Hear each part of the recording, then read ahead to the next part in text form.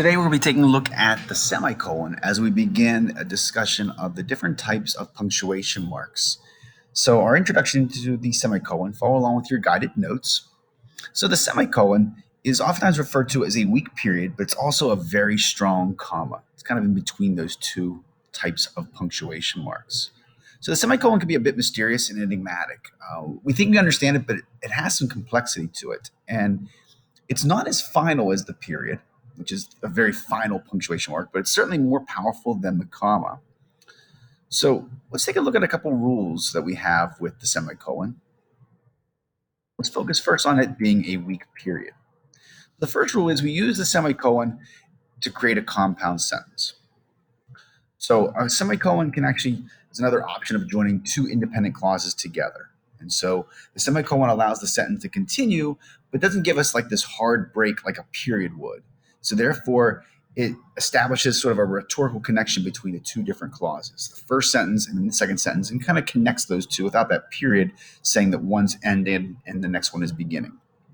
And that's why it's said to have like a force of a very weak period, because it is kind of like a period because it kind of stops, but then the sentence continues. Let me show you what I mean. So if I said the Beatles released 213 songs in less than a decade, this is a most unfathomable accomplishment for any musician. Well, you could just easily use a period if you wanted to. There's nothing wrong with that. And that's fine. But a semicolon actually connects the two better. As opposed to a period, which kind of implies you have two separate ideas, there's definitely a connection between these two. The fact they have 213 songs in less than 10 years, and that is the accomplishment we're referring to. So the semicolon is a nice choice to join two thoughts together which are actually related. So the semicolon is a great choice here. The second rule we have is that there should always be a complete sentence on either side of the semicolon. Well, that kind of is a corollary to what we just proved. If it is a compound sentence, that implies that there's a full sentence in front and a full sentence behind. So that's your SAT tip. Anytime they give you a semicolon on the SAT, it should have a full sentence in front and a full sentence behind it. So if I said, contrary to popular belief, the Rolling Stones and the Beach Boys were not rivals of the Beatles. They were actually not only fans, but also friends of the Fab Four. And therefore, you can see the semicolon is a way of joining those two separate sentences together. Sentence one is a complete thought. Sentence two is a complete thought. And therefore, the semicolon is allowable. The third rule we have is that we always follow a semicolon with a lowercase letter. Always follow with a lowercase letter. So this is very much like a comma conjunction. When we make a traditional compound sentence, we have a comma conjunction, and you never capitalize after a comma conjunction. So it's all one single sentence, so you're never going to capitalize after a semicolon either. Do you see what I did there? You see how I made a sentence with a semicolon, and if you see where he's pointing, he's also pointing to the idea that the letter of I in that word it is not capitalized. It's pretty crafty. Come on, seriously, that's good stuff. Example sentence. The city of Liverpool is a popular tourist destination for fans of the Beatles. In 2015, the bronze statue of the Fab Four was unveiled in their hometown. I want you to notice that I in is not capitalized. It follows a semicolon, not capitalized. The fourth rule is we never follow a semicolon with a conjunction. Never follow with a conjunction. So the semicolon joins two thoughts together, two independent clauses together by itself. It does its own job. So therefore, you don't need to have some kind of coordinating or correlative conjunction. You don't need to have a fanboy with a semicolon because the semicolon already does the job.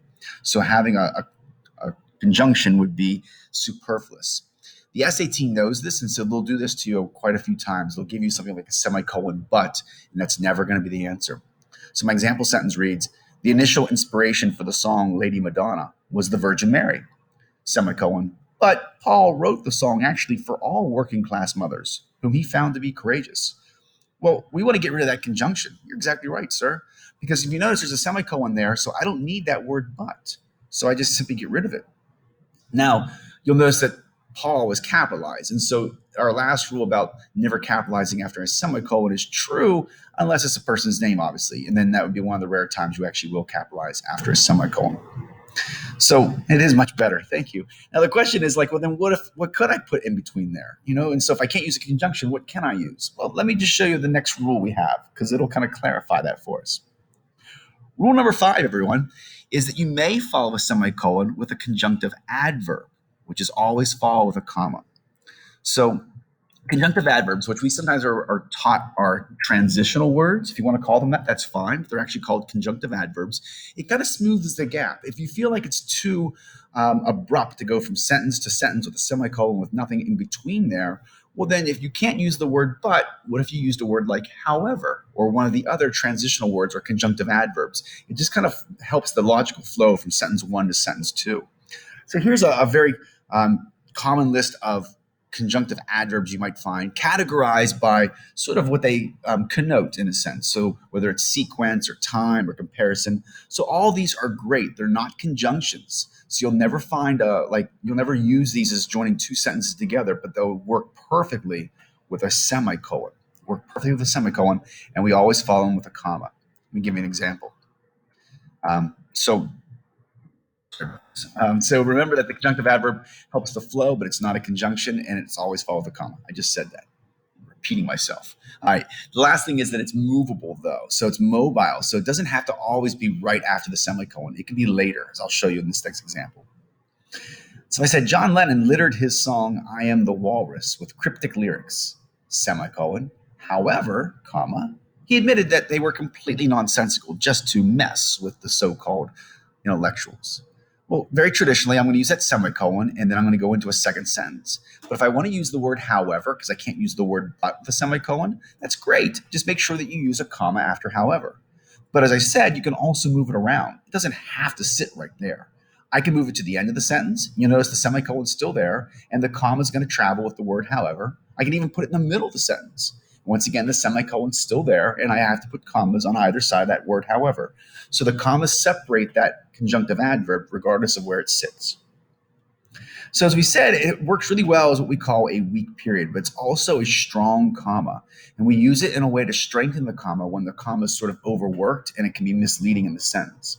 So let me show you these last two rules, which are kind of important. This slow fade, isn't that crazy? All right, so rule number 6, we use a semicolon to replace commas if it's a series, and within that series, there's already a comma within that series. All right, this is kind of confusing, so let me show you what I mean. So we traditionally use commas to separate items in a list. If we have a list, we put commas between them. And if one of those items has a comma already in it, it can be kind of confusing to the reader. So we end up using semicolons to create what we call either hard commas or strong commas to separate the items in the list. And also it kind of separates the weaker, or what we call the interior commas. I know that's very confusing. So let me show you what I mean, because I think if you see it, it'll be so much better. All right. So if I take a sentence which says the Beatles starred in several films in the 1960s, including A Hard Day's Night, Help, Magical Mystery Tour, and Let It Be. Well, these commas all separate the items in that series. All right, so far so good. We can see there are 4 movie titles there. Now, if I change my sentence a little bit and I say the Beatles starred in several films in the 1960s, including A Hard Day's Night, Help, Magical Mystery Tour, which was a major flop, and Let It Be, a brilliant documentary. Well, the thing is, I still have a series of 4 films I'm listing. So these commas here are separating those 4 films. These commas are what we call interior commas. So let me show you what I mean. Here's our first film, then I put a comma. Second film, then I put a comma.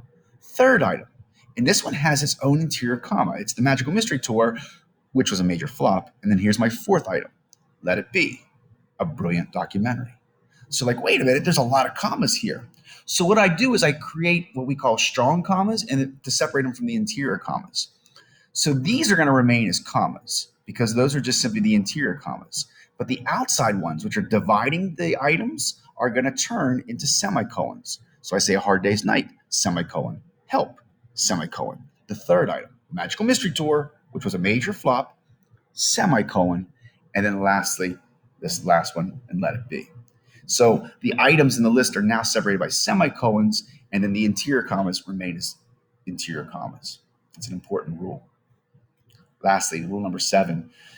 I hate rule number 7. I'm just going to be 100% honest with you. I hate it. But it's the same thing as rule number 6. We can do the same thing on a compound sentence. If we want to use a compound sentence, we create what we call a compound complex sentence, and there's commas inside of a compound sentence.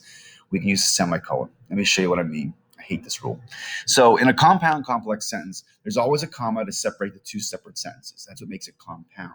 But because it's complex, you oftentimes will have another comma floating around there, or it's potential that you could.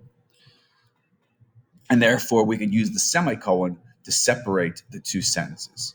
This is why I'm going to show you why I hate rule number 7. All right, so if I said, Paul once asked his chauffeur how he was doing, who replied that he was working 8 days a week and very tired. And just like that, Paul's next song was born. It was called 8 Days a Week. So I have two separate sentences, and that's why I have this comma here. I have sentence 1, and then I have sentence 2. So I want you to be able to see that there are two separate sentences joined by a comma and. It's a traditional compound sentence. However, there are these interior commas in here. All right, so there's that compound sentence comma. You notice there's an interior comma here, getting me into that who, and then there's this interior comma here. You're like, wait a minute, there's a lot of commas here. So in order to clarify where the sentence splits, you can change this one into a hard comma and therefore change him into a semicolon. The reason I don't like this is because I think it's kind of confusing, because now you're like, wait a minute, now you have a semicolon with an and you told us you can't have a semicolon with a conjunction, and that kind of breaks that rule earlier. So I'm not a fan of this, but it is potential. It's potentially allowed if you want to approach it this way, of just making sure that we can see where the two separate sentences are separated to keep us from confusing with interior commas. All right, some grammar nonsense in case you ever want to know. All right, so to recap then, remember the semicolon is a weak period. It's also a very strong comma. But hopefully, this girl loves semicolons. Hopefully it's not as complex. It's not as mysterious. Hopefully you're like, you know what? I think I'm starting to understand this a little bit more. Let's practice this then. Thanks for listening, everybody.